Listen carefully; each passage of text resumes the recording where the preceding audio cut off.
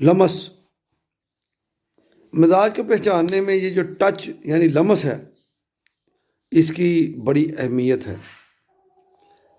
बदन की को टच करने पर अगर हमेशा वो आपको गर्म महसूस हो तो ये मिजाज की गर्मी की दलील है, और अगर सर्द महसूस हो तो ये मिजाज की सर्दी की दलील है।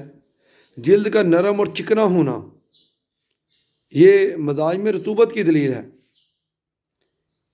और खशूनत यानी खुरदरापन ये खुश्की को जाहिर करता है। जिल्द की गर्मी और नरमी मिजाज की गर्मी और रतूबत की दलील है, और गर्मी के साथ खुश्की मिजाज की गर्मी खुश्की की दलील है।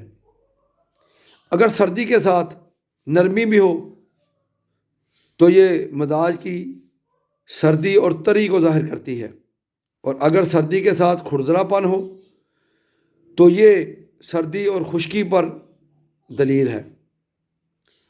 सर्द और नरम लमस वाले अजसाम कसीरुल वजूद हैं, और इसके बरक्स सर्द और खुरदरे अजसाम बहुत कम होते हैं। ढीले और नरम बदन वाले लोग मिजाज की रतूबत को जाहिर करते हैं। ठोस और सख्त बदन मिजाज की खुश्की को जाहिर करता है। मिजाज पहचानने में इंसान के जिस्म के जो अफ़ाल हैं वो भी हमें बड़ा गाइड करते हैं। अफ़ाल तबिया जैसे खाने की ख्वाहिश, हज़म, नुज़ज, जिस्म की नशोनुमा की क़ुव्वत और तेज़ी, ये मिजाज की गर्मी पर दलील करती है। इसी तरह ज़ौफ़ हज़म और बतूए हज़म मिजाज की सर्दी की अलामत है। इंसान के अफ़ाल नफ्सानिया यानी इंसान का जो ज़हनी रिएक्शन होता है उससे भी हम मिजाज को पहचानते हैं।